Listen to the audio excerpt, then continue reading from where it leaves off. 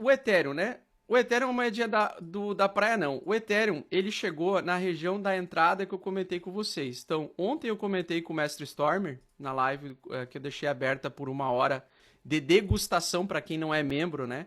Para ver o que eles estariam perdendo, né? E na verdade, essa grande barra aqui vendedora, provavelmente ela vai se segurar nesse suporte hoje aqui, tá? Por quê? Esse suporte é a entrada dessa barra compradora aqui, tá? Então, a primeira coisa que eu acredito que nós vamos fazer é uma retração nos próximos dias, talvez no final de semana, até essa região aqui. Pode chegar ainda a essa região fora do canal de alta. E aí vai confirmaria, né? Uma reversão de verdade se a gente perder de novo esse fundo anterior aqui. Então, a princípio o pessoal já está com ejaculação precoce, né? Feliz com essa queda. Mas, na verdade, a gente ainda precisa do reteste do rompimento para ele confirmar a continuação de baixa. O que eu adorei de ver e eu gostei de ver para quem está dolarizado é que essa é uma barra de início de tendência de baixa, ou seja, uma retomada de tendência de baixa que está tentando se fazer no mercado. Então, muito comum ele se segurar nesse suporte, recuar agora, voltar para uma das regiões e vir testar novamente esse fundo aqui. Se ele perder esse fundo aqui, ele vai começar a trazer barras vermelhas desse tamanho, mudando o price action, né? Então, entendendo o seguinte, o price action do Ethereum, ele ainda segue uma estrutura de tendência de alta. Apesar da queda de hoje, ele ainda está em tendência de alta. Por quê? Porque ele ainda não perdeu o fundo anterior, tá? Então ele veio, trouxe até o fundo aqui, mas ele não perdeu esse fundo anterior aqui, tá? Então exige um trabalho mais de tempo, provável, que o preço ele vai querer trabalhar dentro desse range aqui, tá? Até que ele consiga de fato perder esse fundo aqui e traga de fato um período mais prolongado de baixa que eu gostaria de ver. Então, no momento de hoje, eu acho que vai vir queda e vai se segurar nesse suporte por causa do vencimento de contratos futuros para serem liquidados os apostadores de alta. Então, muita gente que apostou em alta se fudeu, é normal, faz parte da vida se fuder, porque na próxima você pode se dar bem. E aí o pullback ele pode trazer um topo mais baixo do que o topo anterior. E é isso que me chama a atenção agora. Se essa for uma barra de início de retomada de baixa, eu quero ver ondas de baixa.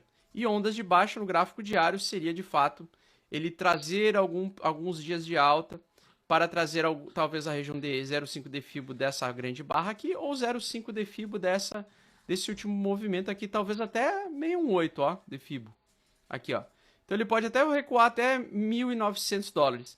O importante é que se eu estou vendido e apostando em queda, eu espero que ele não passe mais os $1.900. Porque se ele perder esses $1.900, ele vai continuar a tendência de alta, tá? Então ele está entrando em fase do quê? Indefinição, numa tentativa de reverter o price action de uma tendência de alta para uma tendência de baixa. Ele está começando a fazer isso. E geralmente acontece qual tipo de movimento na reversão, né? Acontece às vezes um triângulo de baixa.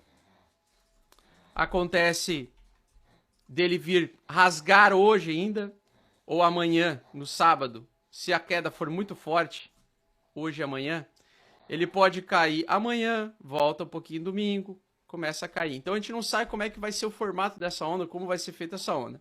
O que acontece é que aqui é uma zona compradora, tá? Então aqui vai ter possivelmente gente defendendo compra ainda hoje. Então essa região que é a entrada dessa barra verde é uma barra que devolveu o tamanho, exatamente o tamanho dessa barra, o que significa que o mercado vai querer entrar em fase de equilíbrio nessa região.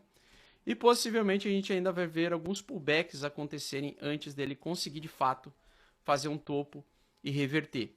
A menos que a baixa seja tão forte que ela já consiga fazer o rompimento desse suporte hoje, tá? Mas ele está em suporte. Então, nesse suporte de 1.680 vai ter gente comprando, tá? Vai ter gente já comprando agora no curto prazo. Lembrando que o mercado anda em ondas. Então, ele ainda não reverteu para a tendência de baixa no curto prazo. No médio prazo, ele continua em tendência de baixa. Então, no semanal, nós estamos fazendo topos e fundos descendentes. Então, topo, fundo descendente, né? Topos e fundos descendentes. Então, no semanal, seguimos em bear market. tá?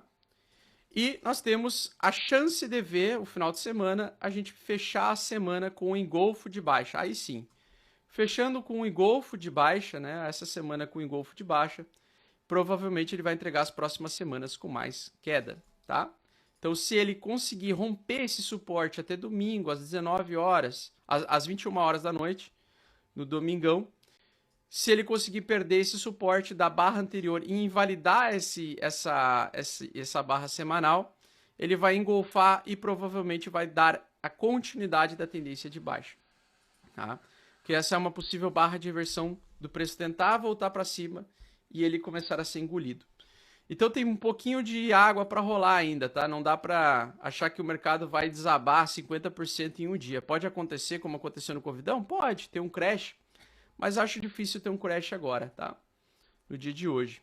Eu acho que essa região aqui é uma região que eu colocaria agora uma região de toque na abertura dessa barra, esperando uma aproximação até a região dos 1.900 e rejeitando para que ele consiga trazer a reversão verdadeira, tá? Então o mercado ele está agora tentando se equilibrar, fazendo a realização de lucros do mercado dessa alta de 2 meses, mas ainda mantendo a estrutura de alta de curto prazo, mantendo a tendência de baixa de longo prazo e de médio prazo. Mensal e semanal seguem sendo de baixa, tá? Então, se o semanal segue sendo de baixa, provavelmente o mercado segue em bear market, tá? Bom, senhores, então é o seguinte, nós temos uma shooting star aqui, uma barra de quando fechar o mês daqui a 10 dias, se ele fechar dessa maneira aqui, a probabilidade é que a gente venha retestar esse fundo anterior aqui, ó, tá? Então, se ele manter essa estrutura, esse formato de barra até o final do mês, provavelmente o mês de setembro e o mês de outubro vão vir com quedas, tá? Se eu visse só o gráfico mensal, se ele fechasse essa barra desse jeito no final de semana que vem, eu acreditaria numa estrutura como essa daqui, por exemplo. Tá? Pois bem, senhores, então nós temos a seguinte situação. O mercado, geralmente, quando tem uma grande barra de venda ou de compra, ele precisa, em 2 barras, conseguir engolir a barra mais forte. Então, se ele fechar esses 2 meses assim, ele provavelmente não vai conseguir engolir esta barra aqui. Então, no contexto, né, adicionando todo o cenário macro, apertamento quantitativo, contexto de contração econômica no mundo todo, Ásia sofrendo muito com falta de comida, Europa com falta de energia, com a inflação sendo bastante apertada por conta da falta de energia, com os Estados Unidos saindo de uma região confortável em que o mercado e a economia está acostumada com uma taxa de juros de até 2,5% nos últimos 10 anos, e passando de 2,5%, eu acredito que a gente tem todo um contexto para o mercado do bear market continuar por mais um tempo, tá? Isso é muito positivo para quem quer comprar oportunidade, quem quer entrar no fim da fila, né, e aproveitar o banquete futuro.